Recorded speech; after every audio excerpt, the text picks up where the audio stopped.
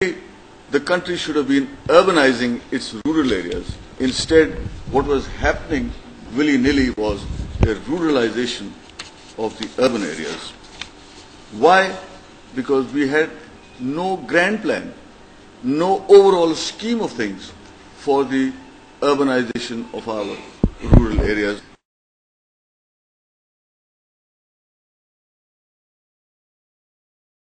The reason we chose cities is because cities is where economic activity takes place in every country. Through the earliest time, all the way from the Sumerian cities to the Egyptian cities to the Roman cities to whatever, it is cities that created human innovation, created human activity, created human GDP, and that's what leads to growth. Our contention is that Pakistani cities are not properly configured for growth, because Pakistani cities are still not functioning as an administrative unit. Pakistani cities are still not giving preference to development and growth. And for that reason, we wanted to excite a debate on the issue of cities.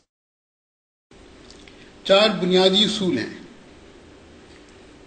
अगर उन पे अमल होता है तो शहरी मंसूबाबंदी जो है वो मुनासिब होती है, सस्टेनेबल होती है।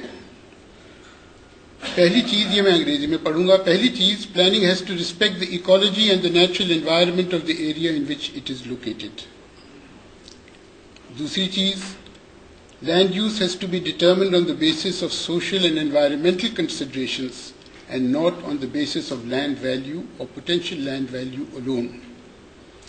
Planning must give priority to the needs of the majority population, which in the case of Pakistan belongs to the lower income or lower middle income classes.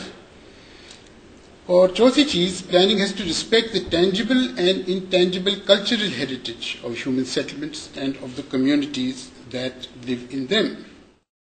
Look at Governor's House. For a poor country and a poor province, one person is sitting on 100 acres plus. Why can't that be converted into a fantastic exhibition and conference center where our city could be making $500 million in 5 years and $1 billion in 10 years? We don't even have that location.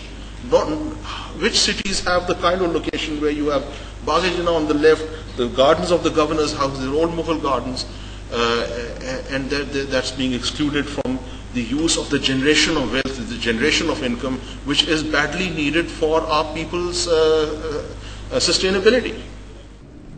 Why do we have facilities that are not used? Excess demand everywhere, and this is something. Huge parks, but no city squares, no playgrounds, no domestic commerce, not a single space for warehouses. Our cities, none of them have any city centers, which amazes me. There's no downtown anywhere. People tell me, point to Liberty Market, a few shops. That's not a downtown. A downtown is, I return to this slide, a downtown is this. Mixed use, where people sit down and they can have coffee, they can go to whatever, entertainment, they have residential flats and shops and everything. There has to be commerce there. In all our cities, there is an excess demand for office. We want to see why Pakistani cities cannot be like Dubai and Singapore. I want to challenge you to think about it. Why can't Pakistani cities be like Dubai and Singapore? Why are we always thinking small? I think that's a very important thing to talk about. Housing की जो situation है पाकिस्तान में इस वक्त, वो ये है कि 5.5 मिलियन हाउसिंग यूनिट्स की हमें जरूरत है, और ये हाउसिंग बैकलॉग है। हर साल 3 लाख मकानों की जरूरत पड़ जाती है। पॉपुलेशन जो स्लम्स में रही है, मैं पहले बता चुका। जो कंजेस्शन है मकानों में वो 50% लोग जो हैं एक रूम में रह रहे हैं, और फैमिली साइज 6.6। शहर तकसीम हो गए गरीब और अमीर इलाकों में।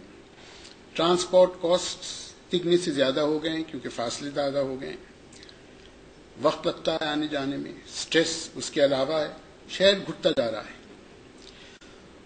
और जब तक लैंड यूज के मसाइल सही तरह से रैशनलाइज नहीं होंगे, ये मुस्तकिल घुटता जाएगा। जरूरियात जिन चीजों की हैं वो हमने फराहम नहीं की, ना बस टर्मिनल बनाए, ना कार्गो टर्मिनल्स बनाए, ना वेयर हाउसिंग बनाई, ना स्टोरेज फैसिलिटीज बनाई। अब मसला यह है कि लैंड यूज डिटर्मिन कौन करता है? पहले लैंड यूज डिटरमिन करता था एक बहुत बड़ा पावरफुल नेक्सस था सियासतदानों का, ब्यूरोक्रेट्स का और डेवलपर्स का.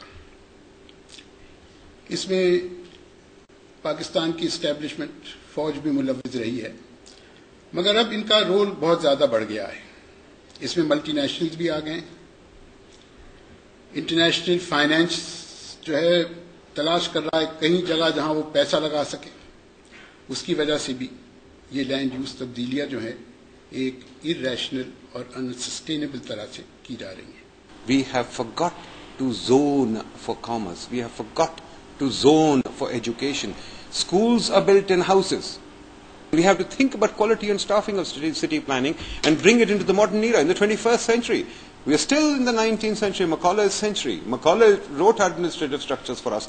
Are we modernizing them in any way? Or are we simply better off trusting the market? I think the title issue is the main issue for housing. You can have, the State Bank can make all laws, can make all kinds of enabling, they can reduce the debt equity ratio, but till you start computerizing your land record, banks will not lend you. Why are banks prepared to lend people for housing loans in defense societies? Because comparatively, whether it is Defense Lahore or Defense Karachi, the land record and the titles are not a major issue. It's a much clearer issue. So nobody will part with their money. You will not have financial help from the financial sector unless we first start off computerizing the office of the registrars and where the land titles are. Once you have it, there are insurance companies who insure the title, and automatically once you have the title insurance, the financial sector steps forward. It's a major revenue stream for them. Yes, cities are the movement for development. You can't get development out of rural areas alone because they are not to those quantities required to be able to sustain economies on a macro level. What you require is cities to be the steam engines or the locomotives to drive hard and pull with them. A city that offers everybody something. A city that offers a lot of opportunity to migrants. A city that attracts migration is a very important component of it. A city that has a lot of culture and history in it. A city that offers you entertainment. A city that offers you learning. Lots of universities. A city that offers you a downtown, a commercial center with so much happening in it, buildings and entertainment and flats and shopping and everything. A city that has a number of shopping malls.